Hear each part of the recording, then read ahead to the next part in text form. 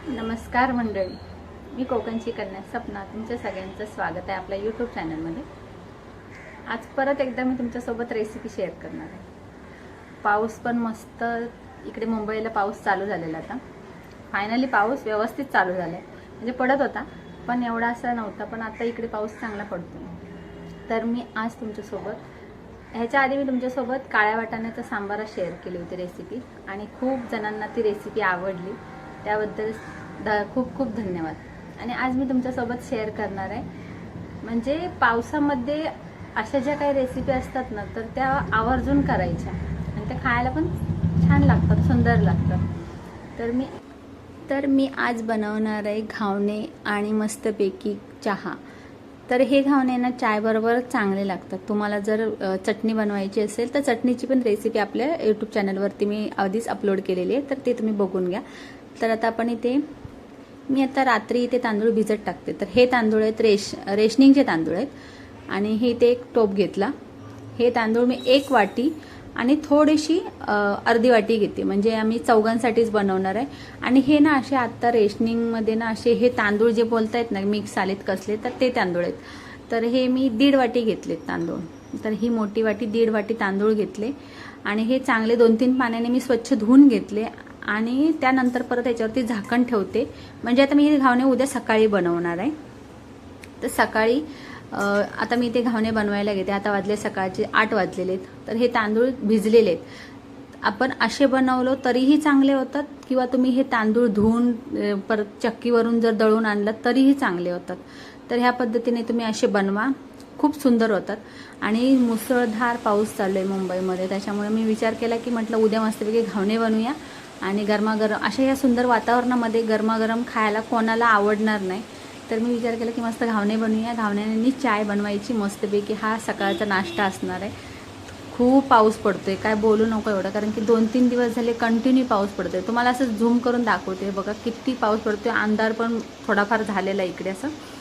आणि आता मी काय करते, हे जे तांदूळ धुवून घेतलेले आहेत ना, तर ते एका मिक्सरच्या भांड्यामध्ये ओतून घेतलं। मी मोठं मिक्सरचं भांडं घेतलं, जेणेकरून मी एकदाच ह्याची पेस्ट बनवून घेईन, त्यासाठी मी मोठं भांडं घेतलं।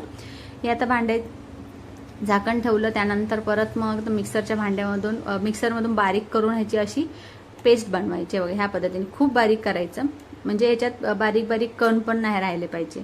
तर या पद्धतीने बनवायचं। एक टोप घेतला, टोपामध्ये ते सगळं बॅटर ओतून घ्यायचं। आता जे बनवलेलं आहे ना ते सगळं ओतायचं, आणि थोडं थोडं करून मिक्सरचं पण भांडं स्वच्छ धुवून घेणार मी। आता ह्याच्यात पाणी टाकणार आणि मग स्वच्छ असं धुवून घेणार ते। या पद्धतीने असं तुम्ही करा, तुम्हाला नक्की आवडतील। आणि ज्या वेळेला आई आमची घावणे बनवायची ना, तर त्यावेळेला आम्ही फक्त घावण्यांचा आवाज ऐकून आम्ही सकाळीच उठायचो। त्यावेळेला ती कशी जात्यावर वगैरे दळून मग घावणे बनवायची। तर आता हे कसं रेडीमेड आपण बनवू शकतो, उद्या खायचे आहेत ना आपल्याला, रात्री तांदूळ भिजत टाकायचे आणि हे सकाळी अशा पद्धतीने बनवायचे। आणि हे डावला तुम्हाला आता कुठे भेटला तर हे तुम्ही नक्की वापरा, कारण की मी डोशासाठी आणि हे घावण्यांसाठी स्पेशली वापरते। खूप मस्त आहे, आणि म्हणजे कसं पटकन असं टाकता येतं, नाहीतर मग तुम्ही पेल्याने पण घालू शकतात, तर हात घाण होणार नाहीत, म्हणून मी हा डावला वापरते। आणि थोडंसं चवीनुसार मीठ टाकायचं, आणि ह्या पद्धतीने जास्त पातळ नाही करायचं। हे बघा असं करायचं बॅटर। आणि आता आपण घावणे बनवून घेणार आहे ह्याचे। फक्त मी हे 4 माणसांसाठीच बनवणार आहे। तुमच्या घरी जेवढी माणसं असतील ना, तर तेवढे क्वांटिटीमध्ये तुम्ही तांदूळ भिजत टाका, आणि चवीनुसार मीठ टाका, आणि हे असे इन्स्टंट तुम्ही बनवू शकतात घावणे। आणि हे खायला पण छान असतात, पचायला पण हलके, हेल्दी। आणि मालवणी लोकांचा नाश्ता म्हणजे हाच असतो। पाहुणे कोण घरी येणार असतील तर पहिल्यांदा आपण हाच नाश्ता बनवतो सकाळी, म्हणजे उद्या सकाळसाठी असो। तर इथे मी काय केलं, आता केळीचा सॉप तर नाही माझ्याकडे, तर मी आता ह्या कांदा घेतला, तो असा कट करून घेतला, आणि हा तो टाकून देणार। आता पाठीमागचा भाग असतो ना, तो असं टाकून देणार मी। आणि इथे सुरीने मी इथे टोचून घेतला, आणि तो कांद्याला इथे सपोर्ट केला। तुम्ही काटे चमचा घातला तरीही चालेल। गॅसवरती मी आता गॅस चालू केला। इथे मी आता हे जे माझ्याकडे असतं भिडं बोलतात त्याला, तर हे चांगले म्हणजे हे करून घेतलेले, स्वच्छ धुवून घेतलं मी आधी। आणि त्यानंतर मग गरम झालं ना की एका डिशमध्ये तेल घ्यायचं, कांदा घ्यायचा, कांद्याला डीप करायचं, आणि हे असं सगळीकडे पसरवून घ्यायचं. गावाला कसं जर म्हणजे कसं केळीचं सोपाने पण तुम्ही लावू शकतात असं बारकं कट करून, आणि तुम्ही नारळाच्या किशेने पण हे असं तेल लावू शकता. मग मी इथे कांद्याने तेल लावलेलं. कांद्याने जर तेल लावलं ना तर पटकन घावणे निघून पण येतात, तर त्याच्यामुळे मी कांद्याने लावलं. आता हे मिक्स करणार परत एकदा, कारण की कसं ते एकाच म्हणजे खाली घट्ट राहतं आणि वरती पातळ होईल, त्यासाठी मी ढवळून घेतलं आणि असं हे एकसारखं टाकून घ्यायचं. झाले आपले झटपट असे घावणे रेडी झालेले आहेत. झाकण ठेवून द्यायचं. झाकण ठेवायच्या आधी ना गॅस थोडासा फास्ट ठेवायचा आणि नंतर मग थोडासा स्लो करायचा. आणि आता आपण याच्यावरचं झाकण काढणार. 2-3 सेकंद नंतर आपण इथे झाकण काढून घेणार. म्हणजे 2-3 मिनिटं 1 मिनिट पकडा फक्त. झाकण ठेवून द्यायचं. त्यानंतर मग असे खळकण असे निघतात घावणे. आणि जर घावणे निघत नसतील ना त्या भिड्यावरून, तर थोडंसं आपण काय करायचं, लसूण ठेचायची, ती लसूण सगळीकडे पसरायची, तर ते घावणे पटकन निघतात. हे बघा अशा पद्धतीने हे पटकन असे निघालेले आहेत इथे. तर असे तुम्ही करा, तुम्हाला नक्की आवडतील. आणि हे जास्त करून ना ह्याच्याबरोबरच चांगले लागतात, चाय बरोबर. आणि इथे मी कॉटनचा कपडा टाकला, त्याच्यावर थोडं थोडं पाणी शिंपडलं, कारण की घावणे चिकटू नयेत म्हणून खाली त्या कपड्याला. आणि परत ह्याच पद्धतीने मी आता हे सगळे घावणे असे बनवते. आणि तुम्हाला रेसिपी कशी वाटली हे मला कमेंटमध्ये सांगायला विसरू नका.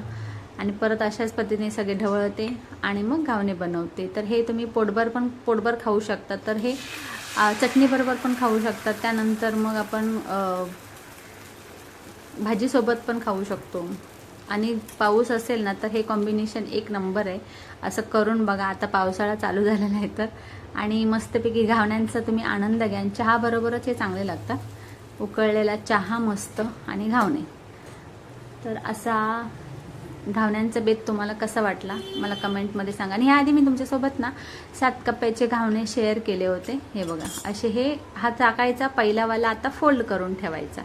हा असा फोल्ड करायचा आणि तो साईडला ठेवून द्यायचा. म्हणजे आपण जो आता दुसरा काढणार ना तो त्या एका बाजूला ठेवता येईल. तर हे बघा अशा पद्धतीने तुम्ही बनवा. एकदम सुंदर मस्त अशी लफलफीत असे. आणि तुम्हाला जर कडक पाहिजे असतील ना तर त्याची दुसरी बाजू पण तुम्ही शेकून घ्या. आणि मला कसे नरम लागतात त्याच्यामुळे मी असं काढलेले. एका साईडला मस्त घावणे, दुसऱ्या साईडला अशी गरमागरम चहा. आणि आज मी ना थोडी दुधाची चाय बनवली, नाही तर मी कोरी चहा पिते. तर मी म्हटलं आज दुधाची चाय बनवूया मस्तपैकी, असा पावसाचा आनंद घेऊया. आणि अशा पद्धतीने घावणे आता मी बनवणार आहे. सगळे बनवून घेते, कारण की सगळे एक एक आता उठत आहेत. मग नाश्त्यासाठी कसं घावणे असतील तर. आणि ह्या आवाजानेच जाग यायची गावाला. आई जेव्हा घावणे बनायची ना त्यावेळेला ह्या आवाजानेच जाग यायची.